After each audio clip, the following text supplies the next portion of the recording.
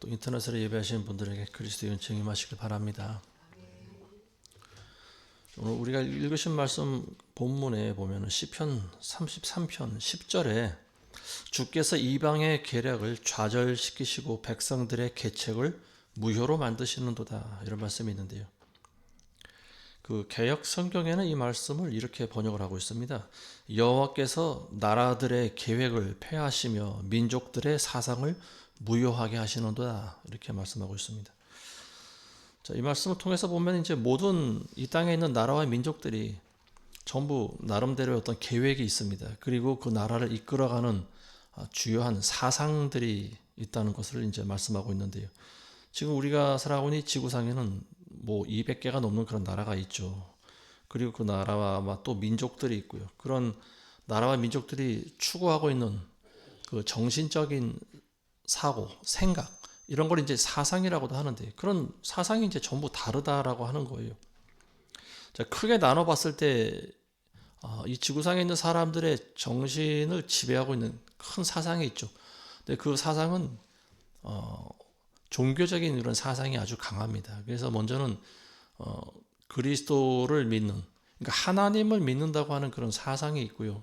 물론 그 가운데서도 이제 또 캐톨릭과 뭐 정교회와 개신교와 뭐 이렇게 나뉘기도 하지만 어쨌든 하나님을 믿는다고 하는 사람, 그런 하나님 사상이 있습니다.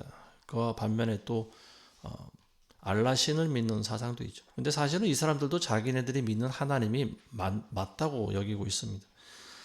자, 그런가 하면 이제 이런 종교적인 사상이 아닌 그런 불신자들 가운데서 역사하는 여러 가지 사상과 철학들이 있는데요.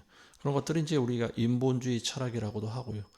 그리고 또 100년 전쯤 전서부터 이 지구상에 있는 사람들을 또 지배하고 있는 사상이 있습니다. 그게 뭐냐면 바로 사회주의, 공산주의 사상입니다. 레닌 마르크스주의라고 하는.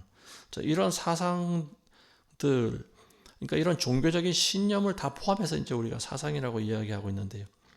그 사람이 어떤 사람인가를 볼 수 있는 가장 정확한 방법은 그 사람이 어떤 사상에 의해서 지배되고 움직이느냐, 이걸 보면 알 수 있을 것 같습니다. 그러니까 이제 결과적으로 그 10절 말씀에서 주께서 이방의 계략 그리고 백성들의 계책, 이런 것들을 무효화시킨다고 말씀하고 있는데요. 자, 이런 것들이라고 하는 것은 결국은 사상을 이야기하고 있는 거고요. 그리고 그것이 하나님을 대적하는 데 사용되는 인본주의적인 그런 사상과 신념, 이런 것들을 말한다, 이렇게 볼 수가 있겠죠. 자, 이 세상에는 이제 많은 인종이 있고 또 많은 언어가 있고 많은 사상을 가진 사람들이 있습니다. 근데 하나님이 보실 때는 결국은 단 두 종류의 사람으로 분류가 된다라고 하는 점입니다. 그게 뭐냐면요. 첫 번째는 의인이고 두 번째는 악인입니다. 하나님이 우리 인간들을 보실 때는 두 가지로만 보시는 거예요. 왜냐하면 그 사람이 나를 믿고 나를 두려워하는 의인인지 아니면은 나를 무시하고 자기 힘대로 살아가는 악인인지, 이 두 가지로 하나님께서는 구별하고 계십니다.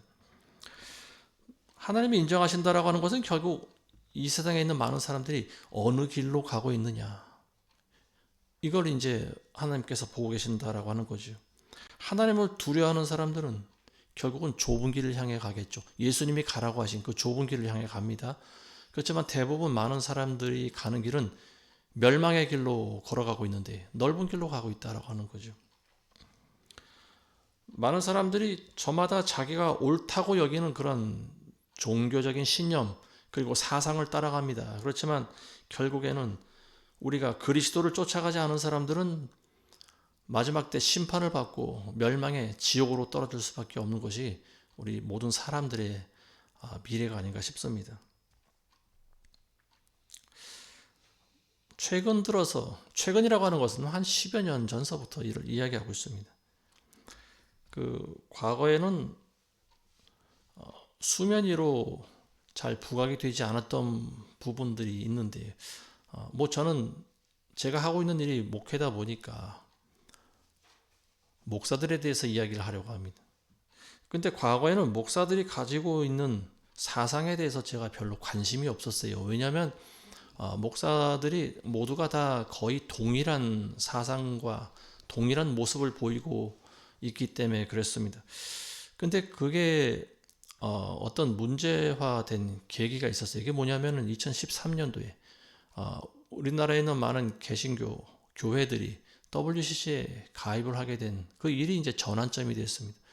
그 일이 있고 나서부터 저는 목사들이 가지고 있는 사상과 생각이 어떤가에 대해서 좀 관심이 많아졌습니다.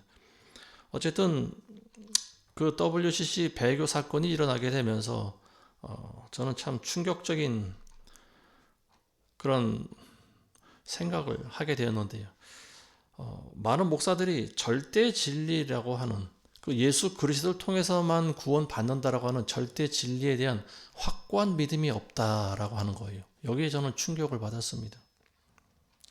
이 WCC 총회라고 하는 것이요, 결국은 기독교인들의 모임이 아니고 다른 종교인들이 같이 행사에 참여해서, 그리고 나름대로 저마다 하나님이라고 여기는 자기네들만의 신의 이름을 부르고 또 신을 찬양하는 그런 모습을 보게 됐는데요. 결국 오늘날 이 WCC 총회의 모습을 보면서 제가 내린 결론은 뭐냐?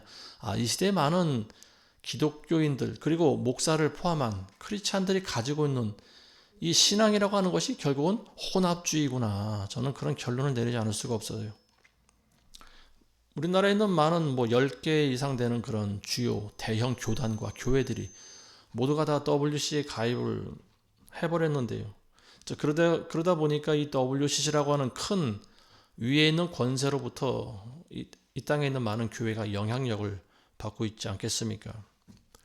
이게 이제 영적인 원리예요. 위에 있는 권세로부터 내려오는 물이 아래까지 내려오게 되는 거 아니겠습니까?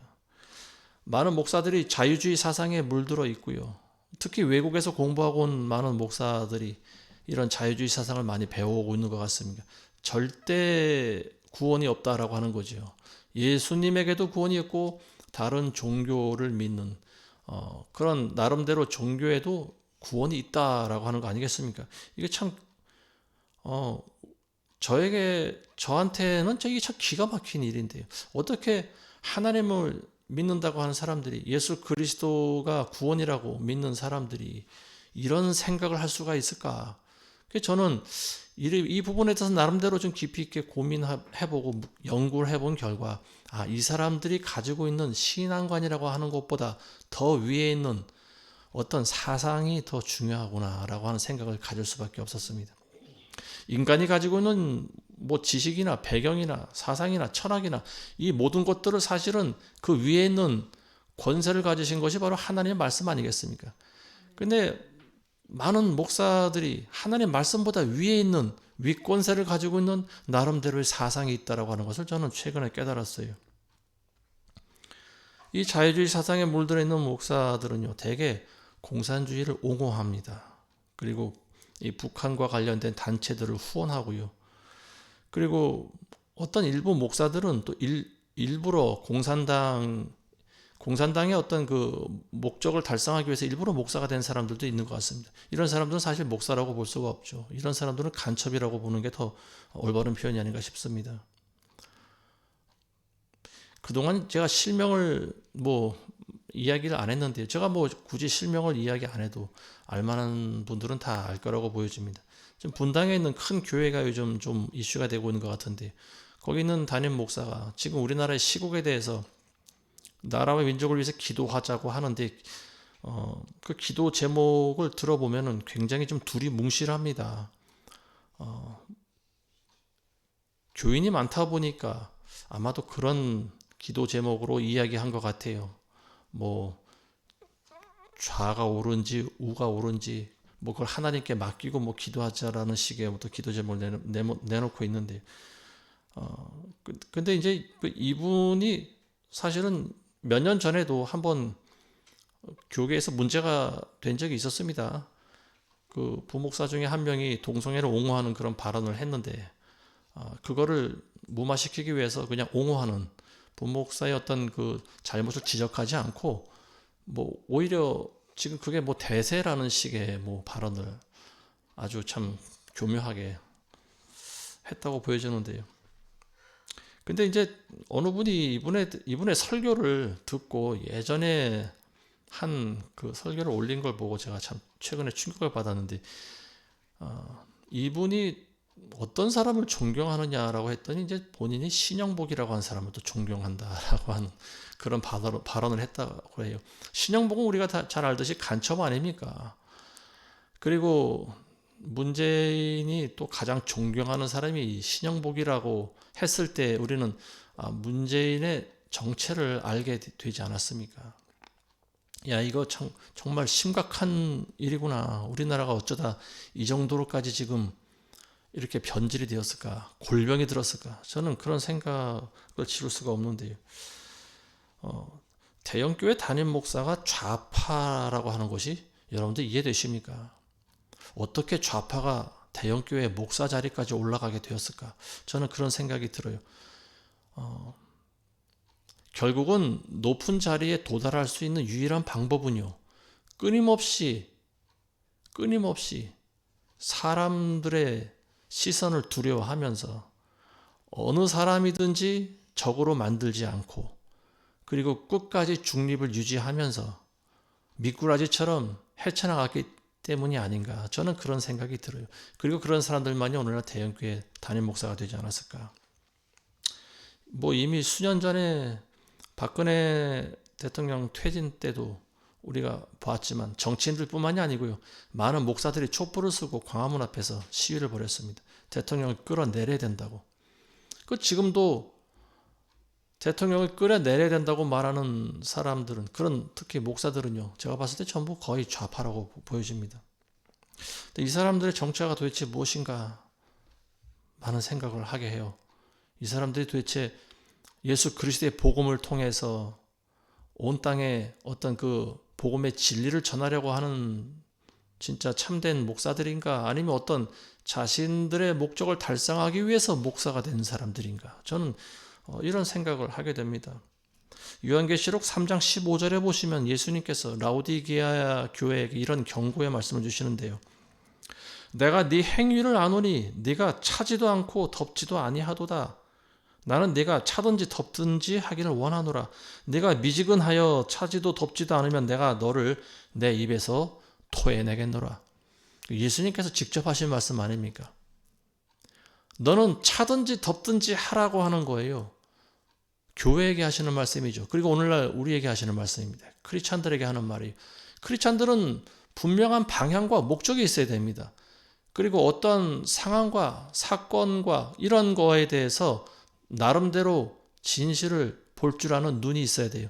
분별할 수 있어야 되고, 그리고 진실을 말할 줄 아는 용기가 있어야 된다. 저는 그렇게 생각을 합니다. 이 말씀은 토하여 내친다, 이 말씀은 믿지 않는 불신자들에게 하는 말씀이 아니죠. 내 입에서 너를 토하여 내치겠다라고 하는 건 뭡니까? 내 안에, 그리스도 안에 깊이 들어와 있는 그리스도인이라 할지라도 차든지 뜨겁지 않으면 내가 내치겠다, 토하여버리겠다라고 한 말입니다. 이거는 교리적으로도 굉장히 중요한 말씀 아니겠습니까? 한 번 받은 구원이 영원하다고 믿는 사람에게 아주 정면으로 반박해주는 말씀이 그거예요. 그리스도의 입안에 들어와 있는 크리스찬이라 할지라도 내가 진리와 대면했을 때, 어떤 불의와 대면했을 때 너가 진리의 편에 서지도 않고 불의의 편에 서지도 않고 미지근하면은 내가 내뱉겠다라고 하는 말씀이에요. 이거 무서운 말씀입니다. 차든지 덥든지 내 입장을 분명히 하라고 하는 거예요. 근데 오늘 목사들이 차든지 덥든지 한 사람들이 그리 많지가 않아요. 차든지 덥든지 어떤 자기의 의견을 분명히 이야기하면요, 사람들로부터 지적을 당합니다. 손가락질 당하고, 또 어떤 목사는 또 교계에서 퇴출당할 위기까지 있는 그런 위기 상황에 직면하게 되는 거예요. 목사가 왜 정치에 관여하느냐? 많은 사람들이 이렇게 이야기를 합니다. 근데 목사는 선과 악을 구별할 줄 알아야 되고요, 진실을 이야기해 줄 줄 알아야 돼요. 나라 민족을 위해서 기도하자고 했으면 지금 우리나라 같은 경우에 좌와 우가 분명히 갈라지고 있지 않습니까? 대통령 탄핵을 중심으로 해서 좌우가 분명히 갈라지고 있는데요. 근데 지금 대통령이 불법을 저지른 것도 아니고 대통령이 탄핵돼야 될 만한 사유가 있는 것도 아닌데 지금 저 사람들은 밀어붙이기 식으로 대통령을 탄핵시키려고 하는 거 아니겠습니까? 그리고 더 나아가서는 대통령을 구속시키고 무기징역이나 사형까지 시켜야 된다고 지금 말하고 있는 자들인데, 이런 상황 아니겠습니까? 이런 상황에서 어중간하게 나라와 민족을 위해서 기도하자라고 하는 말은요, 이런 가정을 해볼 수가 있다라고 하는 거죠. 이 나라가 공산주의가 되더라도 하나님의 뜻이니까 우리는 그냥 그걸 인정하고, 그냥 공산주의가 되면 어떠냐, 그냥 우리만 잘 먹고 잘 살면 되는 거 아니겠냐, 이렇게 들릴 수가 있다라고 하는 거 아니겠습니까? 교회 안에 제가 봤을 때 분명히 절반으로 나눠지고 있어요. 좌파와 우파가 절반으로 나눠집니다.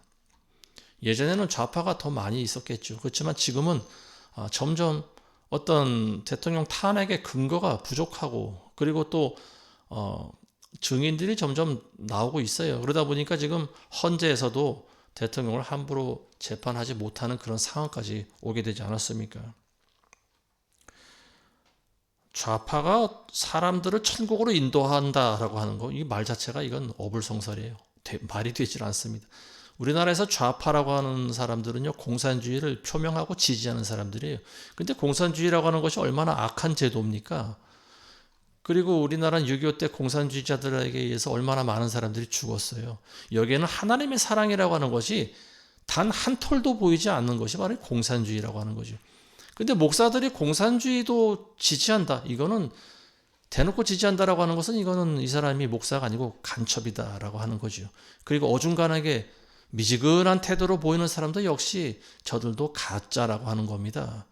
진짜는 분명히 말을 할 수 있어야 돼요. 이것이 옳으면 옳다, 이것이 아니면 아니다, 말을 해줘야 돼요. 참이면 참이고, 이것이 거짓이면 거짓이다, 말을 해줘야죠.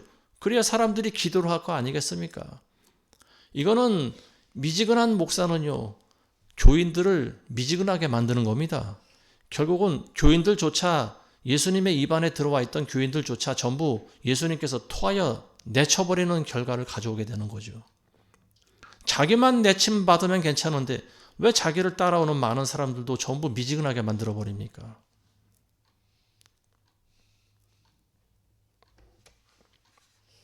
세례 요한은요, 이스라엘을 다스리던 헤롯 왕이 자기 동생 빌립의 아내를 빼앗아서 아내로 삼은 것에 대해서 지적을 했습니다. 이것은 옳지 않다. 결국 그 소리가 퍼져나가게 되고요, 이 침례 요한은 붙잡혀갔습니다. 그리고 감옥에 갇혔고요, 그리고 결국은 목이 잘렸습니다. 순교를 당한 거죠. 이런 사람이 참 선지자인 거예요. 내가 목이 잘릴 걸 알아도 옳은 말을 할 수 있어야 되는 거 아니겠습니까? 선은 선이다 하고 악은 악이다 말을 할 수 있어야 되는 거예요. 이런 사람이 선지자고, 이런 사람이 주의 종이지. 분별도 없고 판단도 없고 차지도 않고 뜨겁지도 않고 어중간한 사람들, 주의 종에 자격이 없는 거예요. 이런 사람들은 애초에 목사를 하지 말았어야 돼요.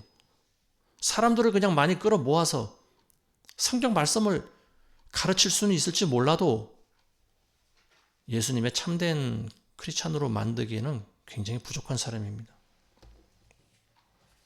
옳고 그름을 분별하지 못하면 어떻게 목사가 될 수 있겠습니까? 지금 우리나라의 상황이, 분명히 지금 보여지고 있는 이런 상황이 왜 그게 분별이 안 됩니까? 눈이 가려져 있다, 본인의 눈이 가려져 있든지 아니면 사실을 알면서도 그걸 애써 외면하고 있는 거 아니겠습니까? 11절의 말씀을 보시면은요, 이런 말씀이 있어요. 오늘 우리가 읽으신 말씀 시편 33편 11절과 12절 보시면요, 주의 계획은 영원히 서고 그의 마음의 생각들은 모든 세대까지 서리로다. 자기들의 하나님이 주이신 민족은 복이 있으며 주께서 자기 유업으로 택하신 백성은 복이 있도다. 계획이라고 하는 것은 사람만 세우는 것이 아니죠. 하나님께서도 계획을 가지고 계십니다. 하나님은 영원 전부터 하나님의 계획을 가지고 계세요. 그리고 그 계획은 반드시 이루어집니다. 자, 하나님의 계획은 뭘까요?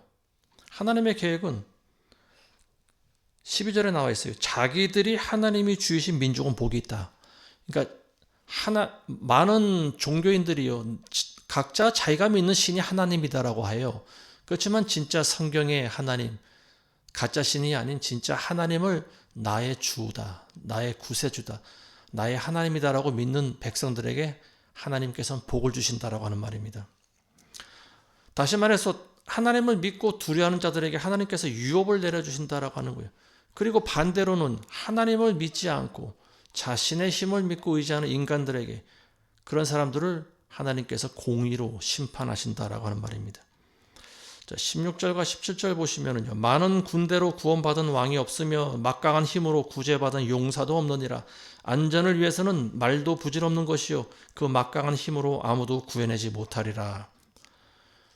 자기의 힘을 의지하는 사람들은 자신을 구원할 수가 없습니다. 어떻게 인간이 자기 스스로를 구원할 수가 있겠습니까? 이 하나님의 말씀은요, 영혼의 구원뿐만이 아니고 이 땅에서의 모든 전쟁도 하나님의 손에 달려있다라고 하는 것을 말씀해주고 있습니다. 우리가 잘 아는 다윗은요, 한평생을 전쟁터에서 잔뼈가 굵은 사람입니다.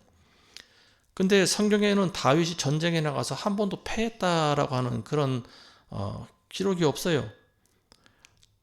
그 비결은 뭘까요? 다윗이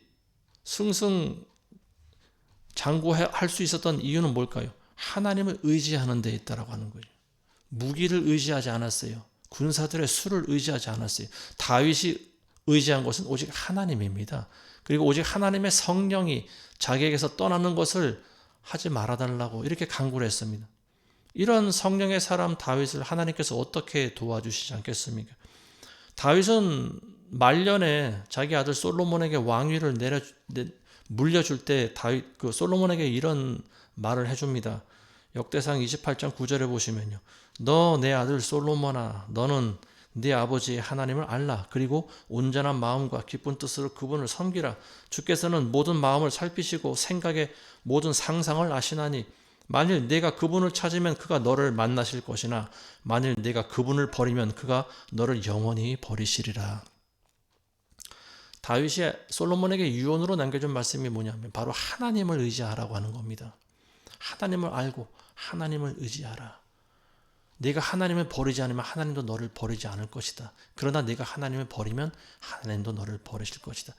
다윗이 평생을 전쟁터에서 이길 수 있는 비밀을 아들에게 알려줬어요. 그 비밀은 바로 하나님을 의지하는 겁니다.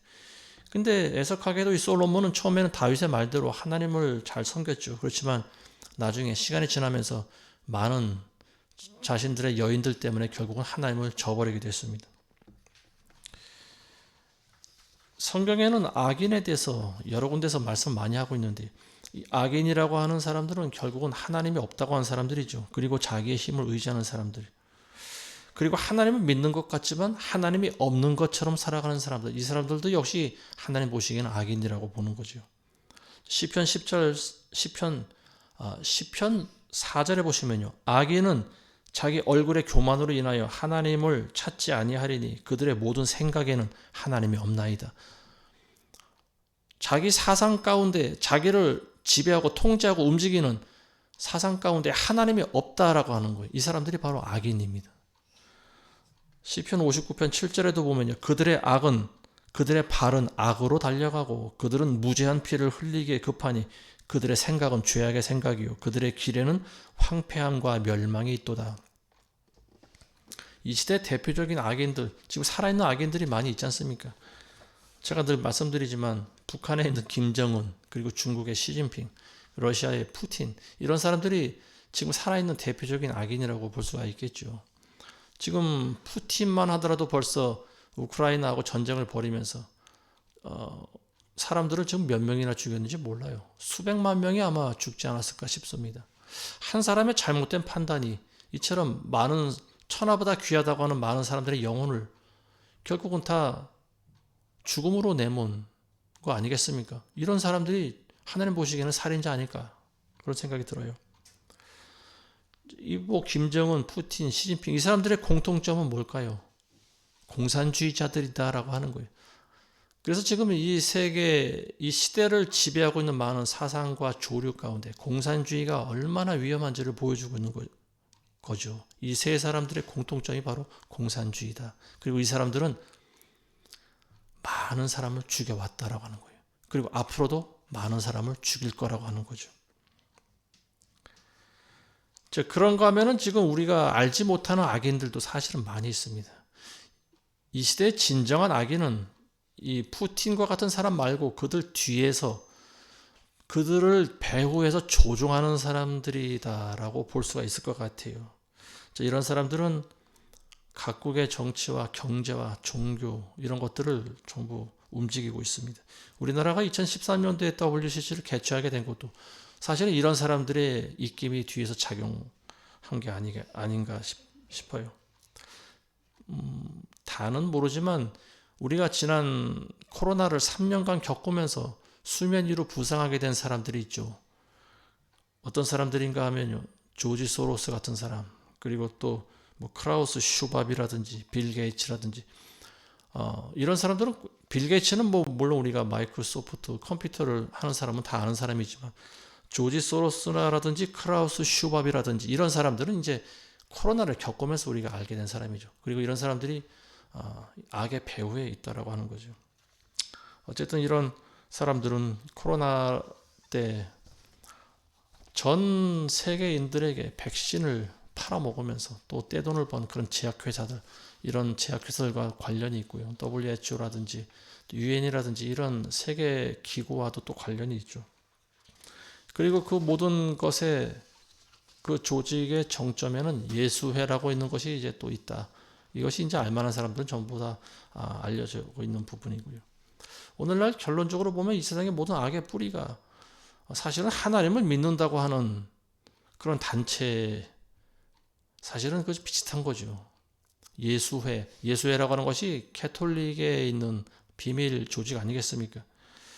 이 캐톨릭이라고 하는 것은 그리스도를 우리와 같이 섬기는 사람인 것처럼 보이지만 사실은 다른 종교 집단이다. 저는 그렇게 생각합니다. 인본주의적인 그런 종교 집단이고요. 더 나아가서는 사탄을 숭배하는 그런 종교 단체라고 하는 거죠. 과거부터 신실한 목사들은요, 이 캐톨릭이 계시록에 나와 있는 음료고 바벨론이고 그리고 모든 가증한 것들의 어미다 이렇게 지적하고 고발해 왔습니다. 근데 지금 이 세상에 있는 교회들이요, 전부 캐톨릭과 지금 하나가 되어져 가고 있는 그런 시대인 것 같습니다. 이 교회들이 믿지 않는 자들과 멍해를 같이 메고 있으니 진리를 외칠 수가 없는 거지요. 그리고 나라가 혼란해질 수밖에 없는 거고요. 뭐 지금 아직 우리나라에서 대통령에 대한 이 헌재 재판이 끝나지 않았는데 벌써 뭐 10번 넘게 계속 출석을 하면서 또 변론을 하고 있는 것 같아요. 근데 참 안타깝게도 판사들 역시 좌파들에 의해서 장악이 되었다라고 하는 거죠. 이 사람들은 미리 답안지를 다 가지고 있는 것 같아요. 제가 봤을 때 오늘날 우리나라의 많은 판사들이, 다는 아니겠지만 많은 판사들이 허수아비인 것 같습니다. 자기를 조종해가는 어떤 배후 세력 또는 자신이 가지고 있는 그런 사상에 의해서 판결을 내린다. 저는 그런 생각이 들어요. 지금 우리나라에 있는 헌재 판사들 보면서 드는 생각이 뭐냐면 시편 1편 1절이 저는 생각이 나요. 복이 있는 사람은 악인의 간계를 따르지 않고 죄인들의 길에 서지 않고 조롱한 자들의 자리에 앉지 아니하느니라. 지금 헌재 판사들이 가장 높은 자리에 앉아서 악인들의 간계를 따르고 있죠. 그리고 조롱하는 자들의 자리에 앉아서 속으로 아마 대통령을 조롱하고 있겠죠. 네가 아무리 많은 증거와 정황을 변론을 해도 결국은 나는 너를 탄핵시키고 말 거야. 속으로 조롱하고 있겠죠. 어쨌든 지금 우리나라의 이런 상황을 보면서 입법부와 사법부, 행정부 모두가 전부 좌파들에 의해 장악되었다라고 하는 것을 우리가 볼 수 있는데, 최근 들려오는 소식에는 이제 자기들이 점점 불리해져 가고 있으니까 뭐 대통령을 암살 시도가 있을 것이다라고 하는 그런 우려와 추측이 또 제기되고 있는 것 같습니다. 지금 그야말로 우리나라를 위해서 기도할 때가 지금이 아닌가 싶어요. 욥기서 5장 12절 이하에 보면 이런 말씀이 있습니다. 그는 교활한 자의 계략을 좌절시켜 그들의 손으로 그들의 사업을 실행할 수 없게 하시는도다. 그는 현명한 자들로 그들의 간계에 빠지지 않게 하시며 간계에 빠지게 하시며 심술궂은 자의 계획이 거꾸로 수행되게 하시는도다. 자, 악인들의 계략을 도리어 그들이 멸망하게 되는 그런 자신들의 계략이 실행되지 않게 하신다라고 하는 거죠. 자, 하나님께서 싫어하시는 것들이 몇 가지가 있습니다. 뭐 6가지, 7가지 된다고 성경에 나와 있지 않습니까? 잠언서 6장 16절 이하에 보시면요.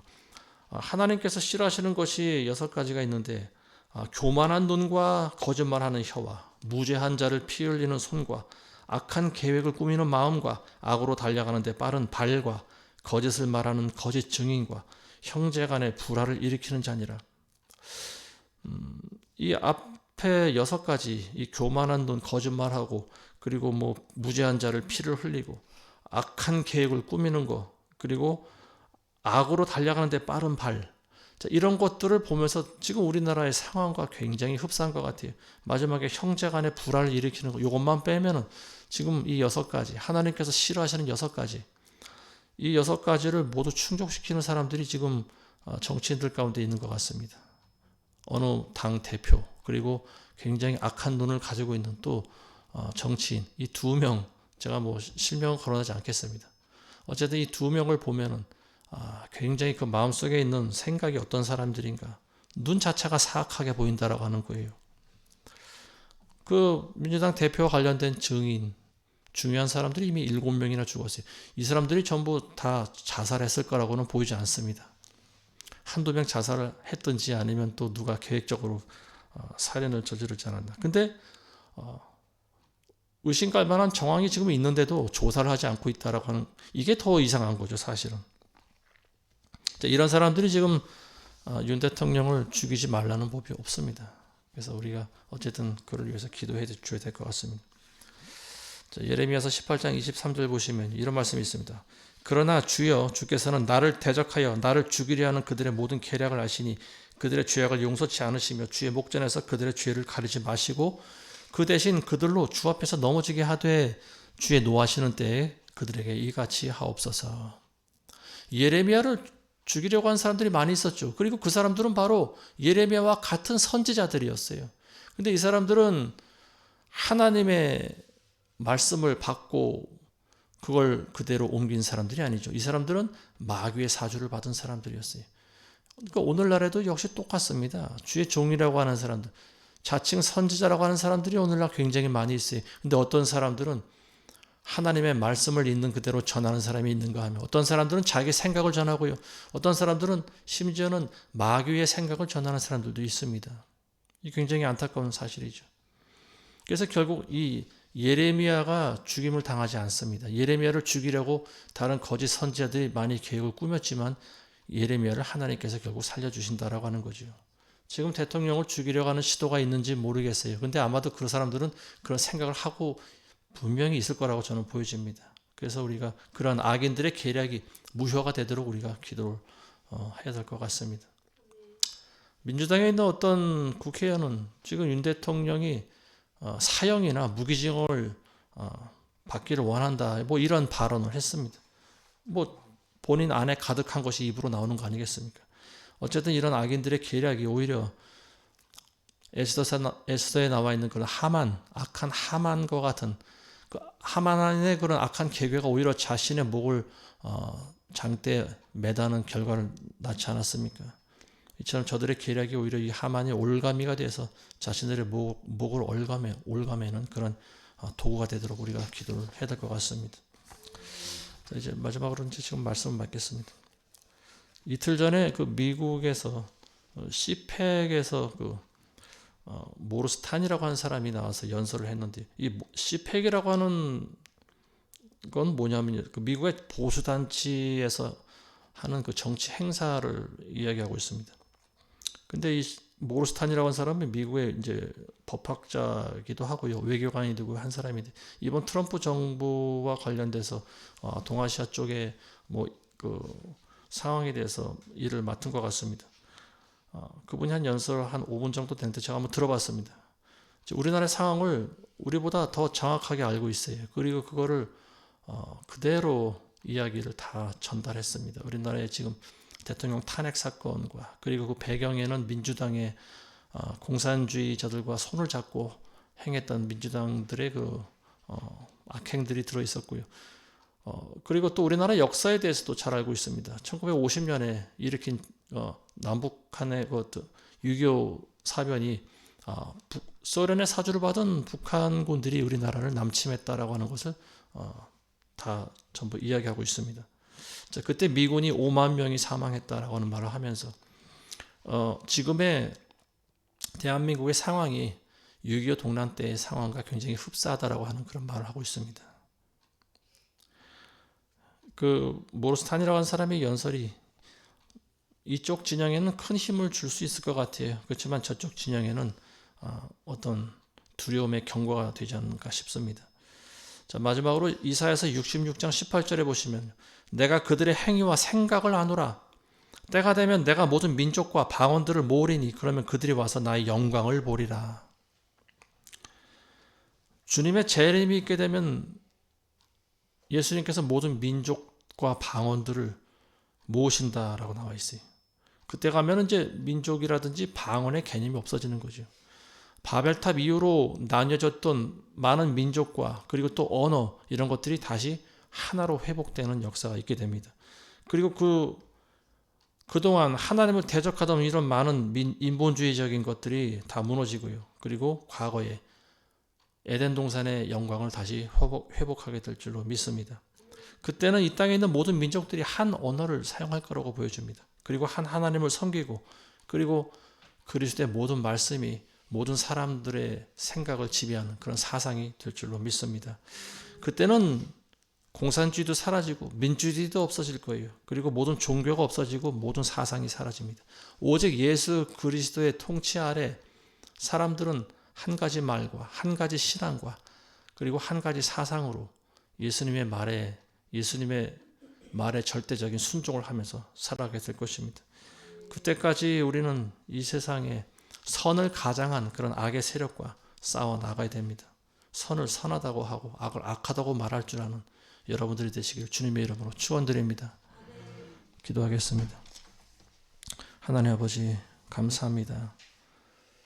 이 말씀을 듣는 모두는 마지막 때 분연히 일어나 선을 가장한 악의 세력을 분별하게 하시고 선을 선하다고 말할 줄 알며 악을 악하다고 말할 줄 아는 용기 있는 크리스찬들이 다 되게 도와주시옵소서. 우리나라가 멸망의 나락으로 떨어지지 않도록 하나님 우리나라를 붙잡아 주시옵소서. 예수님의 이름으로 기도합니다. 아멘.